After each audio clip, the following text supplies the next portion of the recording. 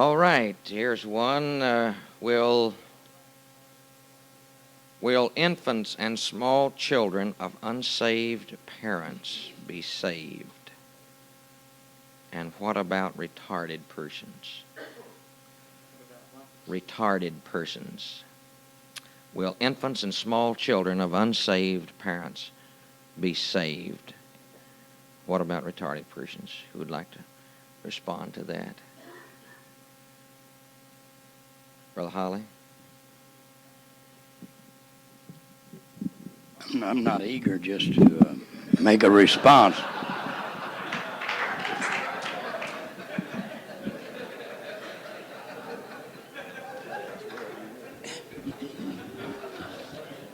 But I could hardly conceive a God of grace, kindness, and mercy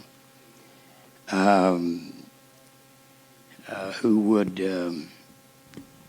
destroy innocence. And he is the judge. Fortunately, we don't have to judge these things.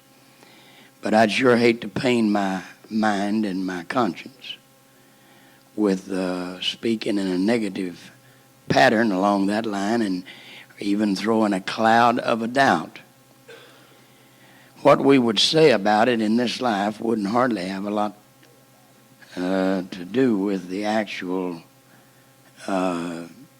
judgment of God one way or another, and I know that. But on the other hand, it does many times have a lot to do with the hearts and minds of people with whom you deal and with your own conscience. And I'd certainly hate to relegate an infant to an eternity without God who died. And mental retardation, I believe we have a just God who recognizes a thing by its capacity. I cannot visualize God trying to make a pint hold a quart. He knows there's just 16 ounces in a pint, and 32 ounces won't fit the capacity of it. And mental retardation, God wouldn't demand more than was there, in my opinion. That's all we're going to have is opinion on that. There was no scripture reference here. I don't know whether they might have had in the back of their mind, what does it say, the sanctification, else the companion were unsaved. Else their children were unclean. I think there needs to be a distinction drawn between children, referring to someone as a child of God, a child of children of Israel, and what have you.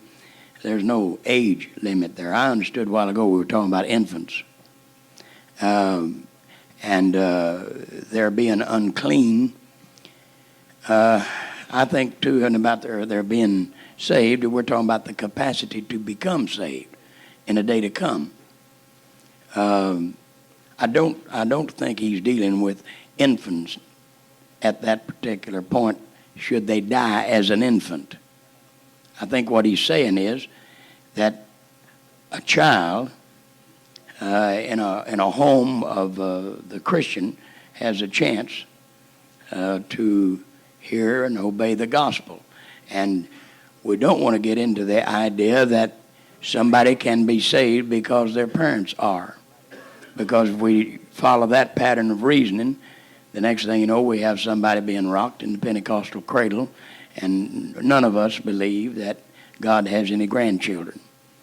Everybody has to be born again, and we have to recognize that there must be an age of accountability, and a just God handles those things, and I think we trouble ourselves and we assume more than we're capable of bearing to try to say, no, since this fellow was a scoundrel, his wife was a scoundrel, stuff about that baby, there's no hope. I think it's speculation, so I'd rather speculate on the positive side of the matter. and assume that God in his judgment will do the right and the honorable thing, being an honorable God. All right. Would you like to, Brother Kilgore? Okay.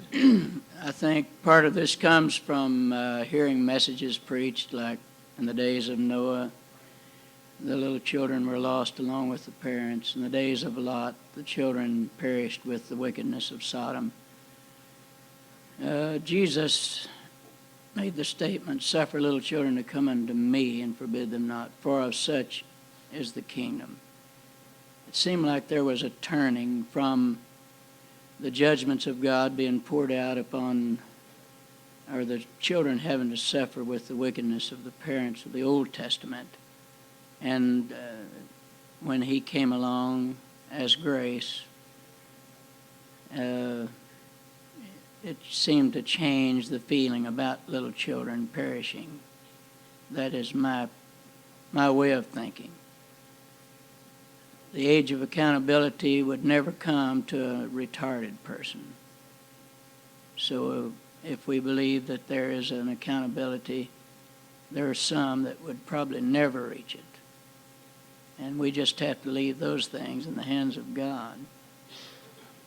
It's kind of dangerous to preach children into hell. And I think we better be very, very careful there.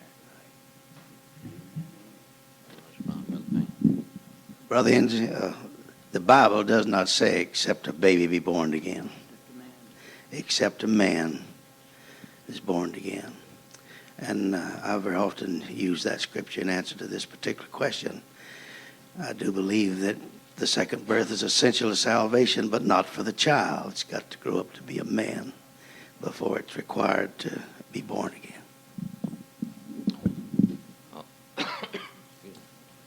Please like, comment, and subscribe.